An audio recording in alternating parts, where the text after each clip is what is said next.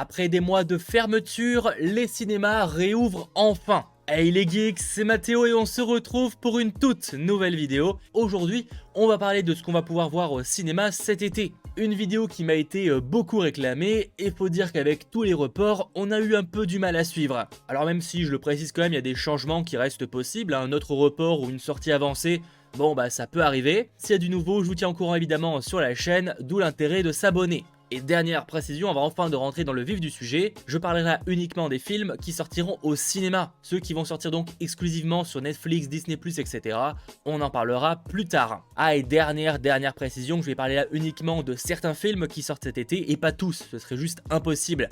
Mais rassurez-vous, chaque début de mois on se retrouvera de nouveau pour parler de ce qui débarque et là on pourra rentrer un peu plus dans les détails. Bref, l'intro se fait déjà assez longue, qu'est-ce qu'on pourra voir au cinéma cet été? Eh ben, parlons-en.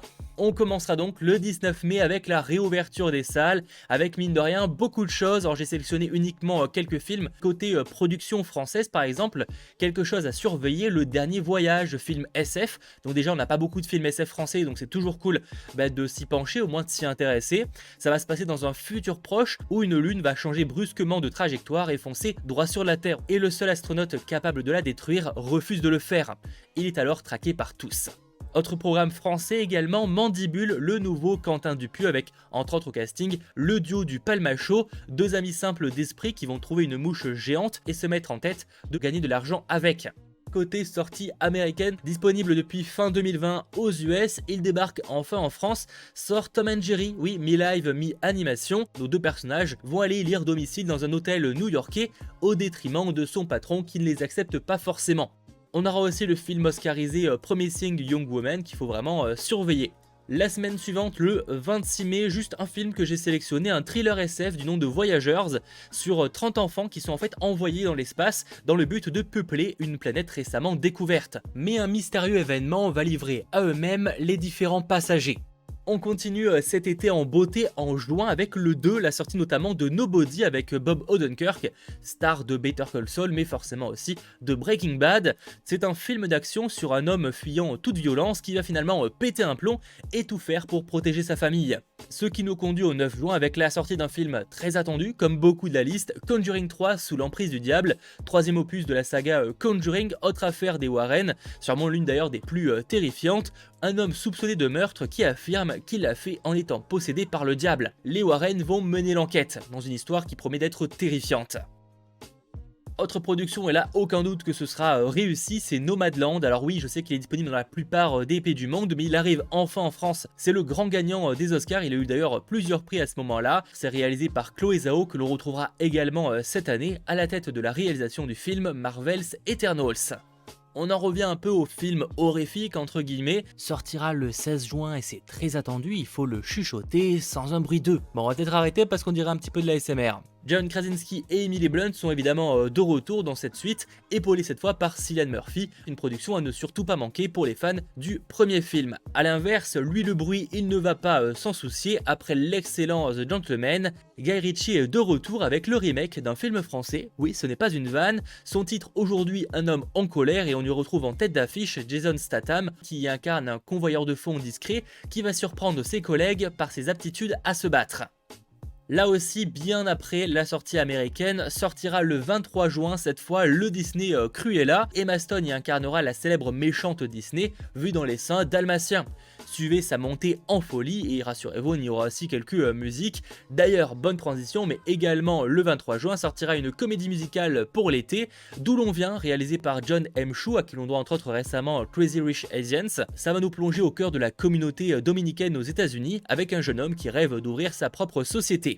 On retourne du côté des films d'action avec l'arrivée de Hitman and Bodyguard 2, suite donc à un film passé je trouve un peu inaperçu et qui était pourtant vraiment cool, mettant en vedette le duo Samuel L. Jackson et Ryan Reynolds. Déjà sur le papier, ça peut être que cool. L'un est un tueur à gages, l'autre un garde du corps. Autre duo qu'on va suivre, mais en dehors de ça, il n'y a pas grand chose à voir, sortira le film français le 30 juin, Président, avec Jean Dujardin et Grégory Gadebois. L'un sera Nicolas, ancien président de la République, et l'autre François, également un ancien président de la République. Toute coïncidence avec la réalité ne serait que fortuite. Leur idée en tout cas, s'unir pour retourner au pouvoir. Pour ce qui est du mois de juin, c'est terminé, mais vous l'avez bien compris, il y aura pas mal de choses à voir au cinéma, puisqu'en juillet ça s'enchaîne, il y a encore une fois beaucoup de choses. Sortira par exemple le 7, très attendu, le Marvel Black Widow, qu'on ne présente plus, il est attendu depuis très longtemps, il débarque enfin au cinéma avec Scarlett Johansson qui rempile pour cette fois une histoire se passant entre Civil War et Avengers Infinity War. Le 14 sort Fast and Furious 9 qu'on pourrait plus ou moins décrire par toujours plus loin, ça va carrément aller dans l'espace visiblement vu le trailer. Et c'est de nouveau une histoire de famille puisque Dom cette fois va devoir affronter son frère revenu du passé. De toute façon s'il revenait du futur là ça irait sacrément loin. Tout aussi attendu sortira le même jour Space Jam Nouvelle Ère. Michael Jordan cède sa place à LeBron James qui lors d'une visite dans des studios de cinéma voit son fils kidnappé et se retrouve obligé de participer à un tournoi de basket dans un monde numérique où visiblement prennent vie tous les univers appartenant à Warner Bros et ils sont très nombreux. Sur des genres très différents pour ceux qui voudraient un aspect un peu plus thriller voire horrifique, on retrouvera dans les salles Spiral l'héritage de Saw. Si je vous dis que ça a un aspect un peu plus thriller, c'est que visiblement ça l'est beaucoup plus que pour les précédents films Saw. On a l'air d'avoir quelque chose d'assez à part par rapport à ce qui est déjà sorti, où cette fois un lieutenant et son partenaire vont enquêter sur une série de meurtres macabres dont le mode opératoire va étrangement rappeler celui d'un tueur en série qui a sévi jadis dans la ville. Qui promet aussi d'être très mystérieux, on a la nouvelle réalisation de M. Night Shyamalan après l'excellent film Glass ou encore Split, son nom Old. C'est pour anecdote inspiré d'une BD française, mais bon à première vue on est quand même sur quelque chose de très libre au niveau d'adaptation. On y suivra là une famille qui prend des vacances sur une île, mais se rend compte sur place qu'ils vieillissent beaucoup plus vite que prévu, à tel point que toute leur vie pourrait se résumer en une journée. Et comme quoi le 21 juillet on va y passer beaucoup de temps dans les salles de cinéma. On aura aussi la sortie d'un film français, sûrement l'un des plus attendus de cette année, Kaamelott, premier volet, oui, il débarque enfin. 10 ans après que Lancelot ait pris le pouvoir, il décide de rechercher Arthur et ses chevaliers, aujourd'hui divisés et dispersés. Côté film d'animation, vous aurez la sortie de Hôtel Transylvanie, Changement monstre, dernier opus de la saga. Pour terminer, juillet en beauté, deux films à ne surtout pas manquer. Du côté déjà de DC Comics, la sortie de The Suicide Squad, un pseudo-suite au film Suicide Squad, sorti il y a maintenant quelques années. Sauf que cette fois, c'est dirigé par James Gunn, papa des Gardiens de la Galaxie chez Marvel. Alors pas besoin visiblement d'avoir vu le premier, rassurez-vous. Le concept, une équipe de vilains est envoyée plus ou moins de force dans des missions périlleuses, et dans ce cas dans un pays fictif d'Amérique du Sud. Et à l'ambiance toujours tropicale visiblement, mais côté Disney, sortira également Jungle Cruise avec le duo Dwayne Johnson et Emily Blunt qu'on retrouvera plusieurs fois cette année au cinéma. Inspiré d'une attraction Disney comme l'a été d'ailleurs Pirates des Caraïbes, ça nous promet une aventure avec un peu de magie. On termine ainsi cet été des sorties avec le mois d'août, beaucoup de choses. Encore une fois, un film d'horreur, il y aura pas mal mine de rien de films d'horreur cet été. Le 4 août sort American Nightmare 5 sans limite, c'est le titre français, dernier opus de la saga, sauf que cette fois, même si la purge est terminée, personne n'est à l'abri. Il s'annonce visiblement, si on se base donc sur les trailers, comme étant encore plus sanglant et en plein jour, ce qui est assez rare.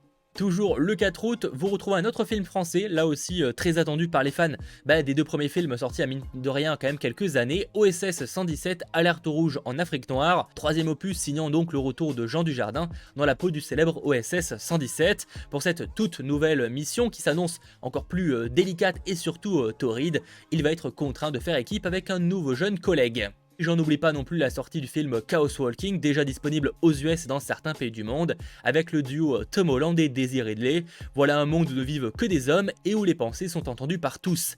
On reste dans les productions américaines, le 11 août sort Free Guy avec Ryan Reynolds qui incarne un PNJ d'un monde virtuel qui va décider de se rebeller et d'écouter ses propres décisions, au risque donc de déséquilibrer le jeu au complet.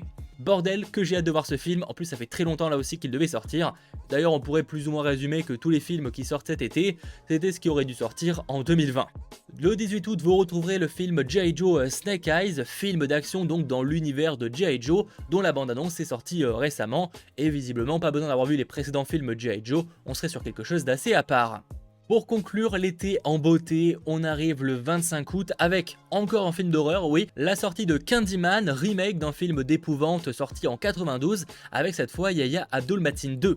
Alors ne prononcez jamais son nom que 5 fois, sinon il pourrait débarquer. Voici plus ou moins une légende qui touche un quartier de Chicago. Un artiste en mauvaise posture, ou en tout cas en manque d'inspiration, va justement se servir de cette légende comme inspiration. Autant vous le dire, c'est une terrible erreur. Toujours le 25 août, vous aurez aussi un film français à surveiller, sortira Eiffel avec Romain Duris et Emma Mackey sur l'histoire de la création d'un emblème français, la Tour Eiffel. Pour résumer, cet été on retrouvera plusieurs fois Jean Dujardin, plusieurs fois Ryan Reynolds ou encore Emily Blunt. Et tous les films qui devaient sortir en 2020 sortent plus ou moins cet été. Mais en vrai, bordel, il était temps. Le moins que l'on puisse dire en tout cas, c'est qu'il y en aura pour tous les goûts. Du genre horrifique, de l'action, de la comédie, des films français. Bref, j'espère que cette vidéo vous aura plu. Si c'est le cas, n'hésitez pas à lâcher le petit pouce vers le haut, à vous abonner et à me dire en commentaire quels sont les films que vous attendez avec attention. C'était votre geek, Mathéo. Ciao tout le monde.